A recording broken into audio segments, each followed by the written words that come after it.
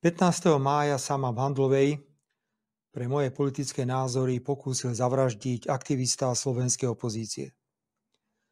Skvelý zdravotnícky tím v Rooseveltovej nemocnici v Banskej Bystrici zabránil najhoršiemu. Teraz sa už rovnako kvalitne ambulantne o mňa stará nemocnica svätého Michala v Bratislave. Ak všetko pôjde optimálne, postupne by som sa do práce mohol vrátiť na prelome júna a júla. Je na čase, aby som urobil prvý krok a tým je odpustenie. Necítim žiadnu nenávisť voči neznámemu človeku, ktorý ma dostrieľal. Nebudem voči nemu vyvíjať žiadne aktívne právne kroky ani žiadať náhradu škody. Odpúšťam mu a nech si to, čo učinil a prečo tak učinil, vysporiada on sám vo svojej hlave. Nakoniec je evidentné, že bol len poslom zla a politickej nenávisti, ktorú politicky neúspešná a sfrustrovaná opozícia rozvinula na Slovensku do nezvládnutelných rozmerov. Treba očakávať, že protivládne médiá, politické mimovládne organizácie financované zahraničím a opozícia začnú pokus o moju vraždu bagatelizovať. Že išlo iba útok poblúzneného človeka, že medzi ním a opozíciou neexistovali žiadne prepojenia, že poškodenie môjho zdravia nie je vážne. Vždy som si chránil svoje súkromie, preto aj teraz sa obmedzím len na konštatovanie, že útok mi spôsobil vážne poškodenie zdravia. Opakované operácie, veľa bolesti a utrpenia. Bude malý zázrak, ak sa do práce vrátim o niekoľko týždňov. Chcem požiadať protivládne médiá, najmä tie, ktoré sú spoluvlastnené finančnou štruktúrou Soroša, aby sa nepúšťali touto cestou a rešpektovali nielen závažnosť dôvodov pokusu o vraždu, ako aj následkov tohto pokusu. A opäť ich vyzývam, aby urobili už známy test Robertom Ficom. Ako by sa správali, keby sa niečo obdobné stalo jednému z lídrov slovenskej opozície a útočníkom by bola osoba s prepojeniami na Smer, Slovenskú sociálnu demokraciu. Nemám žiadny dôvod veriť, že išlo o útok osamelého pometenca. Už niekoľko mesiacov verejne komunikujem, že pravdepodobnosť atentátu na vládneho politika sa na Slovensku blíži k istote.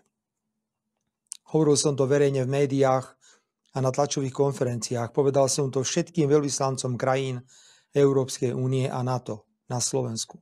Tému som otváral aj na viacerých bilaterálnych stretnutiach s mojimi partnermi. Pred niekoľkými týždňami som na rokovaní vlády dokonca požiadal ministrov, aby nechodili do davu. Nie, nemal som žiadnu spravodajskú informáciu. Ale moje skúsenosti z 32-ročného pôsobenia v politike ma varovali. Počas dlhej politickej kariéry som sa vždy opieral o základné politické právo na iný názor. A principiálne nesúhlasím s politikou jediného správneho názoru, ktorú dnes tvrdo presadzujú niektoré veľké západné demokracie. Odmietam zasahovanie do vnútorných záležitostí iných krajín, či násilný vývoz demokracie do krajín, ktoré sa rozhodli ísť vlastnou cestou. Slovensko nemá ekonomické a vojenské nástroje na silové presadzovanie svojich záujmov. Musíme sa preto neustále usilovať o dôsledné dodržiavanie medzinárodného práva a mať odvahu pomenovávať veci pravdivo, bez ohľadu na to, aké veľké krajiny sa dotýkajú. Ak má malá krajina, ako je Slovensko, politických lídrov s takouto výbavou, nemá to v medzinárodných vzťahoch vždy jednoduché. Nie všetky veľké demokracie boli nadšené, keď som odmietal bombardovanie Belehradu alebo stiahol slovenských vojakov z Iraku. Blokoval zavedenie povinných kvót pre nelegálnych migrantov či radikálne odmietal návrh na zrušenie práva veta pre členské štáty Európskej únie. Sebavedomá, suverénna slovenská zahraničná politika, vychádzajúca síce z členstva v EÚ a v NATO, ale orientovaná na všetky 4 svetové strany, nie je jednoducho v móde.